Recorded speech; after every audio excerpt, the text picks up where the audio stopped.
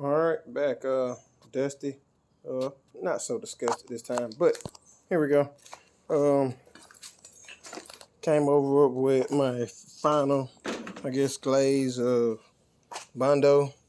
Real thin coat there. It was a burn through. Not all the way through, but I guess it kind of melted through the primer and the paint. So I had one circular spot right there that was lower than all the rest of it. On my other car, I took it down to the bare metal. I think that was a little extreme. So this time I am just scuffing this.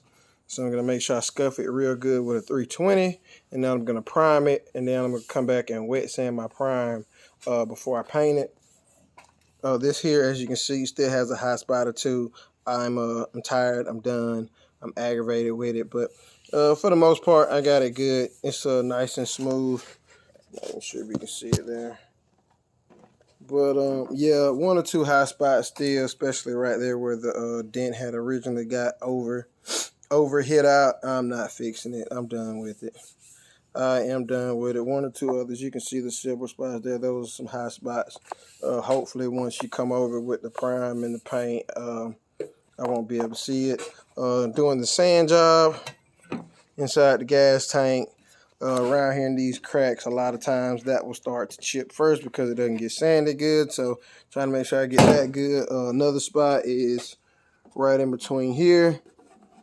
Got to make sure you get really good. Like I said, go ahead and do the door jams. I'm going to go ahead and paint those before the car on the outside gets painted. So I'm going to paint and clear those. Going to try to make sure I got all that sanded down real good. On the other side, I had one spot I had to fix. I guess I might as well, while I'm at it, rub my hand down the car, make sure there's no more other spots. But got this here nice and smooth. Tiny high spot from where I welded the hole. That was the only high spot. The rest of this is, it is very, very nice. I do have to say. It is very, very nice. I'm extremely happy with that. Like I said, I'm going to rub my hand down like this right here. I'm just going to have to see how it sands down. Once I do the 320, I'm probably going to have to fill some of that in. But just rub my hand over the car, make sure there's no other spots while I got the Bondo out. But a pretty straight car. Of course, the emblems will be coming off. I have to sand that glue off. And some of it's going to have to wait until I actually get it out.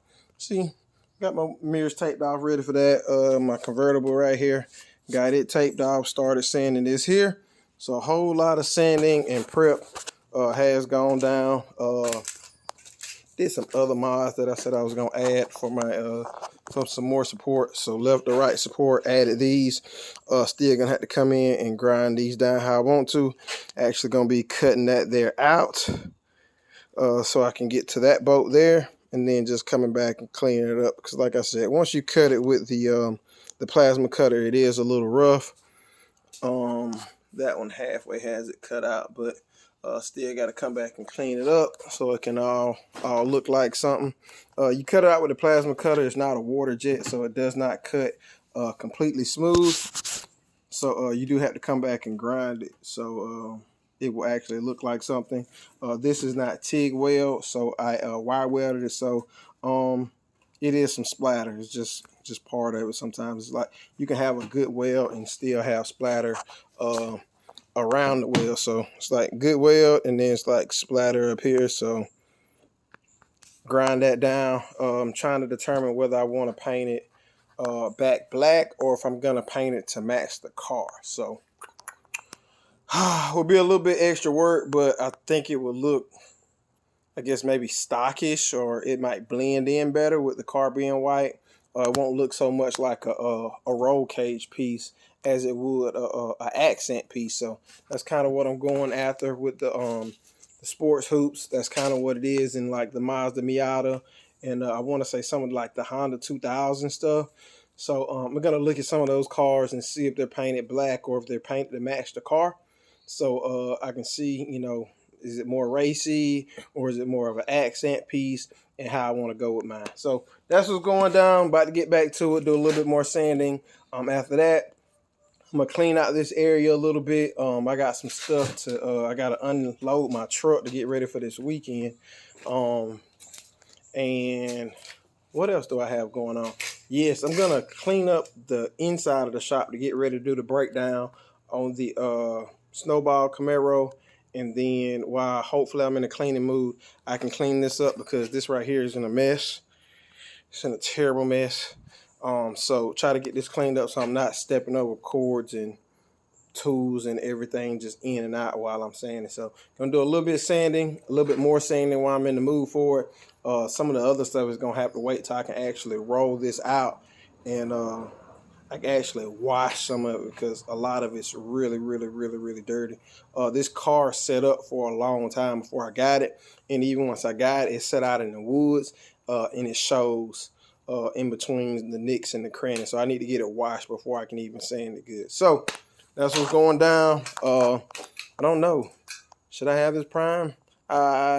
You're probably gonna see the breakdown of the Snowball Camaro next before you see this prime, but it is on the way, man. So bodywork tip that I did find out. This right here is a jewel. Using this instead of a putty knife. If you have a really, really small hole to fill, like I had like a pinhole, like I'm not sure if the Bondo got an air bubble in it or not, but I had a pinhole and I used that instead of the putty knife, and it kept it from spreading so wide. So that really helped me not to have to I guess sand so much extra Bondo down. So if you got small stuff to do, try to get the smallest I guess smoothers you can get. About to call it a spatula. Get the smallest you know, get the smallest scrapers you can get. They come in different sizes. That's a medium, that's a large. That one there is a little bit smaller, but when you got a pinhole, that right there really helped me out to not have to sand down so much. So that is one other thing I learned. So not all work, able to learn some stuff and do it a little bit more efficiently. So that's what I learned today. You learn something new every day.